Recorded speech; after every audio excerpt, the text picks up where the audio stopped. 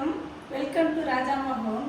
இன்றைக்கி வந்து மீன் வச்சு தான் ஒரு ரெசிபி நம்ம வந்து பண்ண போகிறோம். அது என்ன ரெசிபி அப்படின்னு பார்த்தீங்க அப்படின்னா மீன் சேமியா தான். ரொம்ப இது நல்லாயிருக்கும். அந்த மீன் சேமியா வித்தியாசமாக ரொம்ப சுவையாக நல்லாயிருக்கும். ரொம்ப ஈஸியான முறையில் தான் நான் இன்னைக்கு வந்து செய்து காமிக்க போகிறேன். வாங்க எப்படி செய்யலாம் அப்படிங்கிறத பார்க்கலாம். மீன் சேமியா செய்வதற்கான தேவையான பொருட்கள் என்னென்னங்கிறத நம்ம இப்போ கொஞ்சம் பார்க்கலாம். வஞ்சர மீன் நான் வந்து எடுத்திருக்கேன் 300 கிராம். அதை வந்து நல்லா சுத்தமாக கழுகி வச்சுருக்கேன். முட்டை எடுத்து வச்சுருக்கேன். தக்காளி 2 தக்காளி வந்து பொடியாக நான் கட் பண்ணி வச்சுருக்கேன். பெரிய வெங்காயம் 2 பொடியாக கட் பண்ணி வச்சுருக்கேன். பூண்டு ஒரு 15 பல் எடுத்து வச்சுருக்கேன். மல்லித்தலை, காஷ்மீரி சில்லியும் நம்ம நாட்டு சில்லியும் நான் ஊற வச்சு வச்சுருக்கேன். இதில் அரை மணி நேரம் ஊற வச்சு எடுத்து வச்சுருக்கேன். அதுக்கு வந்து இடியாப்பம் செய்து வச்சுருக்கேன். சேமியாவுக்கு பதில் இடியாப்பம் செய்து வச்சுருக்கேன். அப்புறம் உப்பு. இதுதான் தேவையான பொருட்கள். இதுக்கு மீன் சேமியாவுக்கான மசாலா இப்போ நான் வந்து ரெடி பண்ண போகிறேன். இப்போ நான் வந்து இந்த காஷ்மீரி சில்லியும் நம்ம நாட்டு சில்லியும் வந்து அரை மணி நேரம் வெந்நில தான் ஊற வச்சுருக்கேன். நல்லா ஊறிடுச்சு. வெந்நில ஊற வைக்க டைம் இல்லை. அரை மணி நேரத்துக்கு முன்னாடியே நம்ம பண்ணணும் அப்படின்னா நீங்கள் வந்து தண்ணி வச்சு கொதிக்க கூட வச்சுக்கலாம். 2 நிமிஷம் கொதிக்க வச்சுக்கலாம்.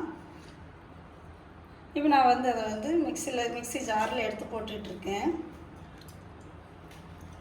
இந்த எடுத்து வச்சுருந்த பூண்டு,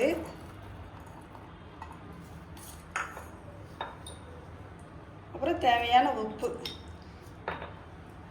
இதெல்லாம் போட்டு அந்த ஊறின தண்ணியிலையே நான் வந்து இதெல்லாம் அரைக்க போகிறேன். மிக்சியில் வந்து அரைச்சதுக்கப்புறம் நம்ம பார்க்கலாம். இப்போ வந்து தேவையான மசாலாலாம் அரைச்சாச்சு. நம்ம நல்ல மையாக அரைச்சிட்டேன் நான். இப்போ வந்து இதை வந்து நான் என்ன பண்ண போகிறேன் அப்படின்னா பாதி மசாலாவை எடுக்க போகிறேன். இது வந்து மீனுக்கு தடவுறதுக்காக இந்த மசாலா பாதி வந்து இருக்கட்டும். இது கூட கொஞ்சம் நான் வந்து அரிசி மாவு கலந்துக்கிறேன். ஏன்னா மசாலா உதிராமல் இருக்கிறதுக்கு.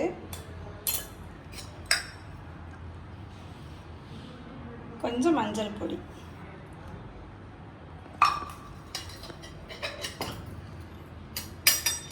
இதை வந்து நல்லா மிக்ஸ் பண்ணிவிட்டு மீனில் வந்து நம்ம வந்து இப்போ வந்து தடவ போகிறோம். உப்பு நான் இது கூடவே சேர்த்து அரைச்சிட்டேன். அதனால் உப்பு போட வேண்டிய தேவையில்லை. இதை வந்து மீன் மேலே எடுத்து வச்சுட்டு கைக்கு வந்து நான் நல்லா தடவி வைக்க போகிறேன். இப்போ தடவிட்டு இது வந்து அரை மணி நேரம் ஊறினா தான் நல்லாயிருக்கும். மீன் வந்து மசாலா தடவி அரை மணி நேரம் ஊற வச்சுட்டேன். இப்போ அதை வந்து நான் வந்து ஃப்ரை பண்ண போகிறேன். அதுக்கு ஸ்டவ் ஆன் பண்ணி இங்கே கடாய் வச்சுருக்கேன் அடுப்பில். அது தேவையான எண்ணெய் ஊற்ற போகிறேன். நல்லெண்ணெய் ஊற்றுறேன் நான். நல்லெண்ணெய் தான் நல்லாயிருக்கும். எண்ணெய் சூடானோடனே மீன் எடுத்து போடணும். எண்ணெய் வந்து நல்லா சூடாயிருச்சு.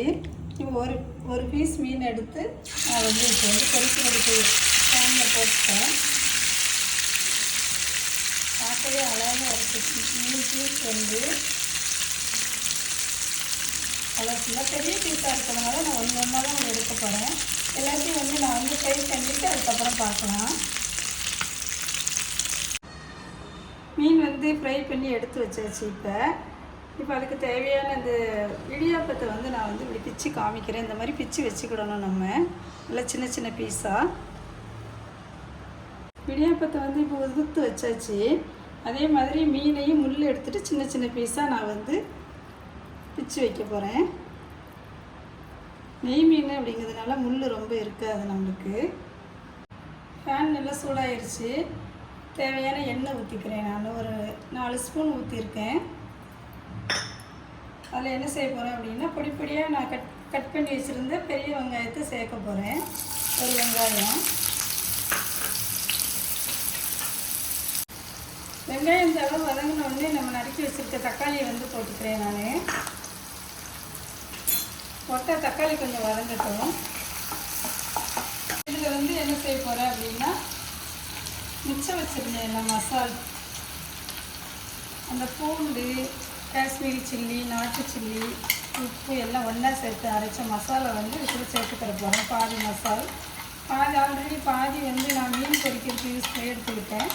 மிச்சம் இருக்கிறத வந்து இதில் வந்து நான் சேர்க்க போகிறேன். கொஞ்சம் பச்சை வாசனை போகிற வரைக்கும் வதங்கட்டும்.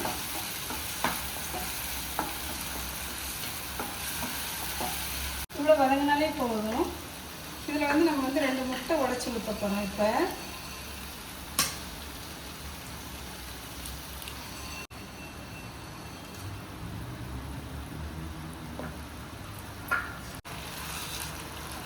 முட்டை கொஞ்சம் வேகட்டும்.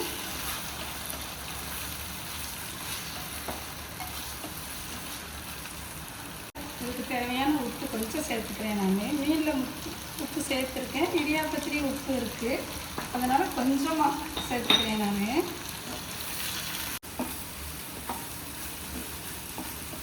கலர்ஃபுல்லாக பார்க்கவே அழகாக இருக்குது, ரொம்ப டேஸ்ட்டாக இருக்குது. இந்த ஸ்டேஜில் முட்டை வெந்த உடனே இந்த உதுத்து வச்சுருக்க இடியாப்பத்தை வந்து நம்ம இது கூட சேர்த்துக்கலாம்.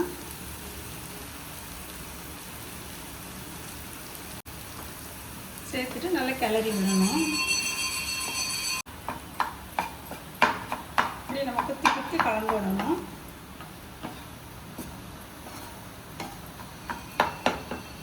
இந்த ஸ்டேஜில் நம்ம வந்து உதுத்து வச்சுருக்க மீனை அதில் சேர்த்துக்கலாம்.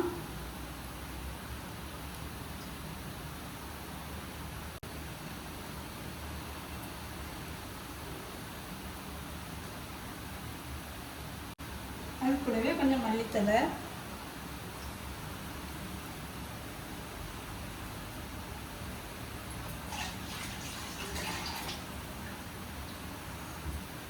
இதெல்லாம் இப்போ நான் ஒன்றா கிளற போகிறேன்.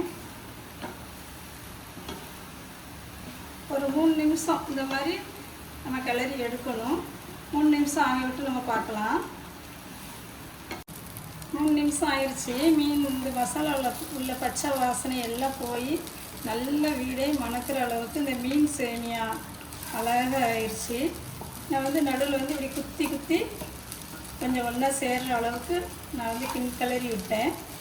வேற ஒரு பவுலுக்கு நம்ம மாற்றிட்டு பார்க்கலாம். மீன் சேமியா வந்து ரெடி ஆயிடுச்சு. இப்போ நான் வந்து டேஸ்ட் பண்ணி பார்க்க போகிறேன்.